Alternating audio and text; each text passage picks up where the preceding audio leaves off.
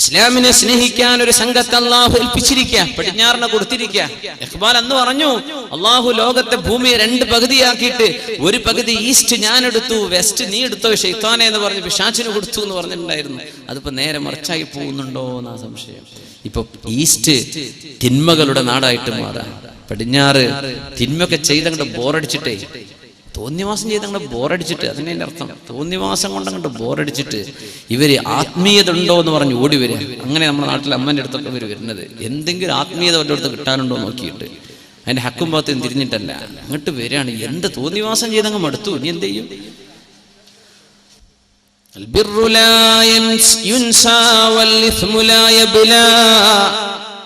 والديان لا ينام يعمل كما شئت كما تدين تدان. നീ ചെയ്യുന്ന നന്മ മറന്നു പോകുന്നില്ല, നീ ചെയ്യുന്ന തിന്മയും മായ്ക്കപ്പെടുന്നില്ല. അല്ലാഹു ഉറങ്ങുകയല്ല, നീ വേണ്ട പോലെ ജീവിച്ചോ, നീ എന്താണോ ചെയ്യുന്നത് അതാണ് നിന്നോട് ചെയ്യപ്പെടാൻ പോകുന്നത്. എന്തൊരു ഭയങ്കരമായ ഹദീസ്.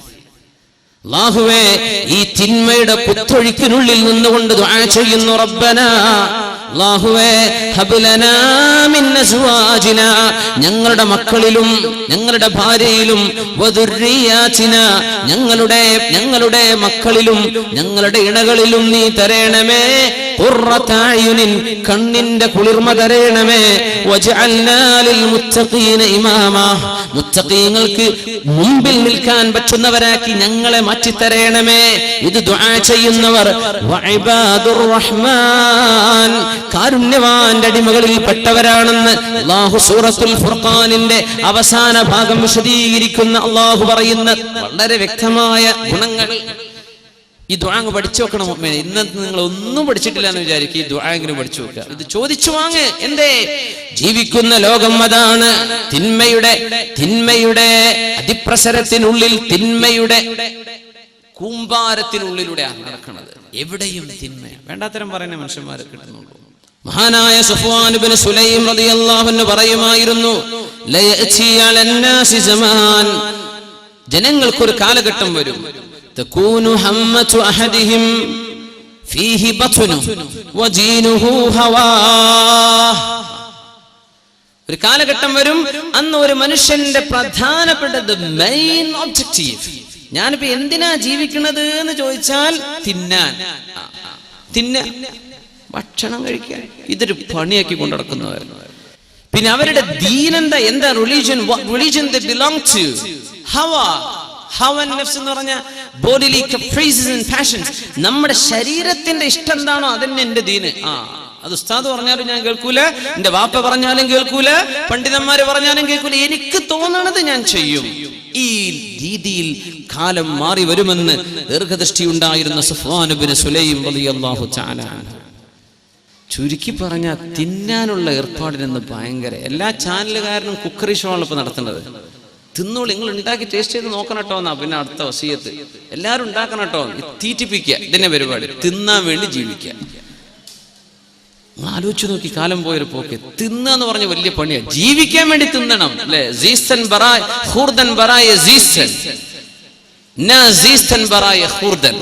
പേർഷ്യൻ അർത്ഥവാക്യം അങ്ങനെ, ജീവിക്കാൻ വേണ്ടി തിന്നണം, തിന്നാൻ വേണ്ടി ജീവിക്കുകയാണ്. ജീവിക്കാൻ ആവശ്യമായത് തിന്നു കഴിഞ്ഞ് തടി വണ്ണ പിന്നെയും കുക്കറി ഷോനെ മുമ്പിൽ നടത്തുന്നത്. സുബ്ഹാൻ, എന്തേലും അർത്ഥം? ഞാൻ ജീവിക്കണം ഇതിന് തന്നെയാണ്, തിന്നാൻ വേണ്ടി നടക്കുക, ആകെ പണി അതാ. പിന്നെ ഹദീസല്ലേ, സഫ്വാൻ ഇബ്നു സുലൈം എന്ന മഹാനായ താബിഈ, മഹാനപ്പെട്ടവർ പറയാം, അവന്റെ ദീൻ എന്ന് പറയുന്നത് ഹവാ, എന്റെ ശരീരത്തിന് ഇഷ്ടം എന്താണോ അതന്നെ. അത് തെളിച്ചിട്ട് പറഞ്ഞാൽ എന്റെ ഇഷ്ടം ഞാൻ ചെയ്യും. ഇതാണ് ഇപ്പൊ മക്കൾ പറയണ വാക്ക്.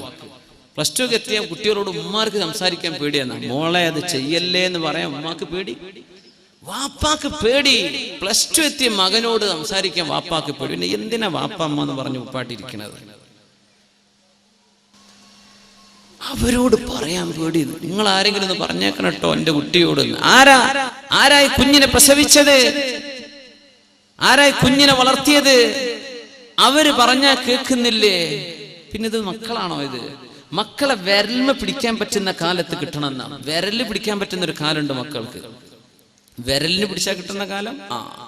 ഈ പ്രായത്തിൽ നമുക്ക് കിട്ടിയിട്ടില്ലേ, പിന്നെ ഓല കിട്ടൂല.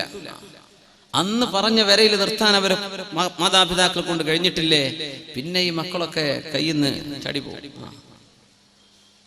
എന്റെ ഇഷ്ടതാണ്, എന്റെ ഇഷ്ടം ഞാൻ ചെയ്യാൻ. ഇതല്ലേ യുവതലമുറ എന്ന് പറഞ്ഞാൽ എന്റെ ഇഷ്ടം. എന്തിപ്പോ കള്ളുടിക്കാൻ തോന്നുന്നുണ്ട്, എന്നാ കള്ളുടിക്കും. ഇപ്പൊ തോന്നണത് വ്യഭിചരിക്കാൻ, എന്നാ പോവാ നമ്മൾ ബൈക്ക് എടുത്തിട്ട് അത് എവിടെയുള്ളത്, പോവാ. ഇപ്പൊ തോന്നണത് നമ്മൾ ആ പുതിയ ഫിലിം അതും ഒന്ന് കാണാം. ഇപ്പൊ തോന്നണത് നമ്മള് ബേക്കൽ ഫോർട്ട് പോയിട്ട് അവിടെ പോയി ഇരുന്നിട്ട് തന്നെ കുപ്പിയൊക്കെ ഒന്ന് പൊട്ടിക്കുക. എന്നാ പിന്നെ അത് ചെയ്യാ. എന്താ തോന്നണത് അത് ചെയ്യാ.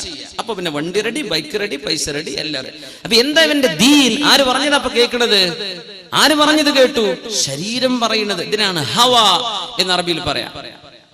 وَأَمَّا مَنْ خَافَ مَقَامَ رَبِّهِ وَنَهَى النَّفْسَ عَنِ الْهَوَى فَإِنَّ الْجَنَّةَ هِيَ الْمَأْوَى. ഇതൊരു മനോഹരം. وَأَمَّا مَنْ ഏതൊരുത്തനാണോ ഖാഫ മഖാമ റബ്ബിഹി അല്ലാഹുവിന്റെ മുമ്പിൽ പോയി എഴുന്നേറ്റ് നിൽക്കേണ്ടി വരുമോ എന്ന് ഓർത്ത് പേടിക്കുകയും നാളെ അല്ലാഹുവിന്റെ അടുത്ത് എത്തൂലേ. വനഹൻ നഫ്സ അനിൽ ഹവാ ശരീരത്തിന്റെ ഇഷ്ടങ്ങളൊക്കെ ഉണ്ടായിരുന്നു, അതെല്ലാം മാറ്റിവെക്കുകയും ചെയ്തവർ. ശരീരത്തിന് കുറെ ആഗ്രഹങ്ങൾ ഉണ്ടായിരുന്നു, അതൊന്നും വേണ്ട എന്ന് പറഞ്ഞ് മാറ്റിവെച്ചവർ, അല്ലാഹുവിനെ ഓർത്തവർ. ഫഇന്നൽ ജന്നത ഹിയൽ മഅവാ അവർക്ക് പോകാനുള്ള സ്ഥലം സ്വർഗമാണ് എന്ന് പരിശുദ്ധ ഖുർആൻ. അല്ലാഹു സുബ്ഹാനഹു വ തആല നമ്മെ അങ്ങോട്ട് എത്തിക്കുമാറാകട്ടെ. എന്താണ് ഇഷ്ടം അത് ചെയ്യുക, അതല്ല ചെയ്യേണ്ടത്. ശരീരത്തിന് കുറെ ഇഷ്ടങ്ങളുണ്ട്. ഇപ്പൊ നമ്മള് പുതിയ ജനറേഷൻ, നമ്മുടെ പുതിയ തലമുറകളൊക്കെ അങ്ങനെയാ. ഞാൻ പഠിപ്പിക്കുന്ന എന്റെ ജോലി അധ്യാപനമാണ്, സ്കൂളിൽ പഠിപ്പിക്കുക. കുട്ടികളൊക്കെ പുതിയ ജനറേഷന്റെ തിങ്കിങ്, അവരെന്താ പറയാ, ആകെ ചോദിക്കുന്നത്, ഉമ്മി ബാപ്പി ചോദിക്കണത്, are you happy? Yeah I am happy. Are you safe? Yes I am safe. Is it your decision? Yes I did it. Yeah I chose it. Alright, up to. എന്നാ പിന്നെ ആയിക്കോട്ടെ. ഇത് നിനക്ക് ഇഷ്ടായോ? അല്ലേ? നീ സുരക്ഷിതനാണോ, സുരക്ഷിതയാണോ? ഇത് നിന്റെ ഇഷ്ടമാണോ? എന്റെ ഇഷ്ടം. എന്നാ പിന്നെ ആയിക്കോട്ടെ. ഇത് വാപ്പാര് പറഞ്ഞു കൊടുക്കുന്നത്. ചെയ്യുന്ന പണി അള്ളാഹുവിന് ഇഷ്ടമായോ? ഇത് ചിന്തിക്കണില്ല. തടിക്ക് എന്തെല്ലാം ഇഷ്ടമുണ്ട്. നമുക്ക് പോയി ഇരിക്കുന്ന ആൾക്കാരൊക്കെ എന്തൊരു മട്ടത്തിലുള്ള കൈയൊക്കെ ഇങ്ങനെ എന്തൊരു അന്തസ്സിലായിരിക്കണത്. ആർക്കവിടെ ആഗ്രഹം? അടുത്തിരിക്കുന്ന ആൾക്ക് 3-2 അടി കൊടുക്കാൻ ആഗ്രഹമില്ലാത്തവരാരാ? നമ്മൾ അടിക്കുന്നുണ്ടോ? ഇല്ല. എന്തേ? എന്തുകൊണ്ട് അടിക്കണില്ല? കൈയൊക്കെ ഒന്ന് നീട്ടാൻ, ഊര് വലിയുമ്പോ മറ്റവന്റെ മുഖത്തേക്കൊന്ന് ഇടിക്കാനൊക്കെ ആഗ്രഹമില്ലേ? എന്തിപ്പോ ചെയ്യാത്തത്? നടക്കൂല. അള്ളാന്റെ അടുത്ത് നടക്കാത്ത കുറച്ച് കാര്യങ്ങളുണ്ടല്ലോ, അതെന്തേ മനസ്സിലാക്കാത്തത്? ഇത്രയുള്ള വിഷയം. തടിനെ നീ കൺട്രോൾ ചെയ്യുന്നുണ്ടല്ലോ, അല്ലേ? നല്ലൊരു സഭയിലാവുമ്പോ നീ എന്തൊരു നല്ല ആളാണ്. പിന്നെ എന്തേ ഒരു പെണ്ണങ്ങ ഒരു മെസ്സേജ് വിട്ടപ്പോഴേക്കും നീ എന്തെങ്ങനെ ഇറങ്ങിപ്പോയത്? എന്ത് നിനക്ക് ബുദ്ധി ഉണ്ടായില്ലേ? എന്തേ ഇപ്പൊ സംഭവിച്ചത്? ആരും കാണില്ല എന്ന് വിചാരിച്ചപ്പോ നീ അങ്ങ് മറന്നല്ലേ? ആളുടെ കൂട്ടത്തിൽ എന്തൊരു നല്ല മനുഷ്യൻ. യാ അല്ലാഹ്. മനുഷ്യൻ വളരെ ദുർബലനാണെന്ന പരിശുദ്ധ ഖുർആനിന്റെ ആയത്തിന് ഫുളൈൽ ഇബ്നു ഇയാദ് റളിയല്ലാഹു അൻഹു കൊടുത്ത അർത്ഥം, നല്ല ചെറുപ്പക്കാർ, നല്ല ഈമാനുള്ളവർ, പക്ഷേ ഒരു പെണ്ണ് ഹറാമിലേക്ക് ക്ഷണിച്ച ഒരു കാണാൻ ഭംഗിയിൽ പെണ്ണോ നടന്നു പോവുകയോ ചെയ്താൽ ഇവനങ്ങനെ നോക്കി നിൽക്കുക, ആരും കാണില്ല എന്ന് വിചാരിക്കുമ്പോ. എന്നിട്ട് ഇവന് വല്ല പ്രയോജനമുണ്ടോ? ഇല്ല. ഹറാമല്ലേ? അതെ. ഈ കിട്ടുന്ന ഓരോ സെക്കൻഡും ഹറാമായിട്ട് അവനിൽ റെക്കോർഡ് ചെയ്യപ്പെടല്ലേ? എന്നിട്ട് പക്ഷെ ഇവന് നിർത്താൻ പറ്റുന്നില്ല. തനിക്ക് ഉപദ്രവമാണെന്ന് മനസ്സിലാക്കിയിട്ടും അത് പിടിച്ചു നിൽക്കാൻ പറ്റാതിരിക്കുന്നത്. അസ്മഈ എന്നവർ വലിയ നഹവി പണ്ഡിതനാണ്. നഹവിസ്റ്റ് എന്ന് പറയും. ഗ്രമേറിയൻ, റിട്ടോറിക് സ്കോളർ, വ്യാകരണ ശാസ്ത്രം പഠിച്ച വലിയ പണ്ഡിതനാണ് അസ്മഈ. ഒരുപാട് യാത്ര ചെയ്ത ആളാ. അദ്ദേഹം പറയും, ഞാൻ ഒരു അറാബിയെ കണ്ടു, കണ്ണിങ്ങനെ ചെമന്ന് തുടുത്തിട്ട് കണ്ണിന്ന് വെള്ളം അങ്ങനെ വരുന്നുണ്ട്, ചെങ്കണ്ണ് പിടിച്ചതാ. അപ്പൊ ഞാൻ ചോദിച്ചു, എന്നാ കണ്ണൊന്ന് തുടച്ചൂടെ? ഡോക്ടർ പറഞ്ഞിട്ടുണ്ട് തുടക്കരുത്. തിന്നാൻ എന്തേലും ഞാൻ കൊണ്ടുവരട്ടെ? ഡോക്ടർ പറഞ്ഞിട്ടുണ്ട് തിന്നരുത്. അറാബി പറഞ്ഞു കൊടുക്കുക, അസ്മഈ ഡോക്ടർ തിന്നരുതെന്ന് പറഞ്ഞാൽ തിന്നാതിരിക്കുന്ന നമ്മൾ, അല്ലേ? അല്ലാഹു അരുത് എന്ന് പറഞ്ഞത് പലതും നമ്മൾ ചെയ്തു കൂട്ടിയാൽ നാളെ നരകത്തിലേക്ക് പോകുന്ന ആളുകൾ ചിന്തിക്കുന്നത് അതായിരിക്കും. അന്ന് ഞാനത് വേണ്ട എന്ന് വെച്ചിരുന്നെങ്കിൽ എത്ര നന്നായിരുന്നേനെ. അന്ന് പരലോകത്ത് അവിശ്വാസികൾ പറയണില്ലേ, അത് നമ്മൾ ദുന്യാവിൽ ഇവിടെ കാണുന്ന സംഗതിയല്ലേ. ഡോക്ടർ പറഞ്ഞു തുടരുത്, തൊടുന്നില്ല. ഡോക്ടർ പറഞ്ഞു ബിരിയാണി കഴിക്കരുത്, പിന്നെ തൊടുന്നില്ല. ഡോക്ടർ പറഞ്ഞു റെഡ് മീറ്റ്സ്, ഇറച്ചിയും ഇതൊക്കെ ഒഴിവാക്കണം, അപ്പൊ നമ്മൾ ഒഴിവാക്കി. പടച്ച റബ്ബേ, ഡോക്ടർ കള്ളുടിക്കരുത് എന്ന് പറഞ്ഞാൽ കള്ളുടി നിർത്തും ചെയ്യും ചെറുപ്പക്കാരെ, അല്ലേ? ഡോക്ടർ പറഞ്ഞ് അടിച്ചു പോകട്ടോ, എന്നിട്ട് കാര്യം പറ്റ പോക്കാണ്, ലിവറൊക്കെ പോയിട്ടുണ്ട്, കിഡ്നിയൊക്കെ പോയിട്ടുണ്ട് എന്ന് പറഞ്ഞാൽ നമ്മൾ നിർത്തും. ഉലമാ പറയാം, തൗബ ചെയ്യുന്നത് അള്ളാഹ്ക്ക് വേണ്ടിയായിരിക്കണം. അപ്പൊരാൾ ചോദിച്ചു, അല്ല അള്ളാഹ്ക്കല്ലാത്ത വല്ല തൗബയുണ്ടോ? അള്ളാഹ്ക്കല്ലാത്ത വല്ല തൗബ ഉണ്ടോ? തൗബ അള്ളാഹ്ക്ക് തന്നെയല്ലേ നമ്മൾ ചെയ്യുള്ളൂ. അള്ളാഹ്ക്കല്ലാത്ത തൗബ ഉണ്ടാവും. എങ്ങനെ? ഈ കേസിൽ സിസർ വലിച്ച് ആകവൻ ചെയിൻ സ്മോക്കറും ചെയിൻ്റെ സ്റ്റെയിനും ഒക്കെ ആയിട്ട് അവസാനം ഡോക്ടർ പറഞ്ഞു, ഇതിങ്ങ് നിർത്തിയിട്ടില്ലെങ്കിൽ കാര്യം പോക്കാണ്.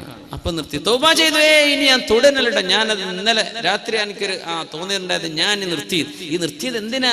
ഈ തൗബ എന്താ? തടി പോകുന്നു പറഞ്ഞപ്പോഴുള്ള തൗബയാണ്, അതല്ല തൗബ. കുടിച്ച്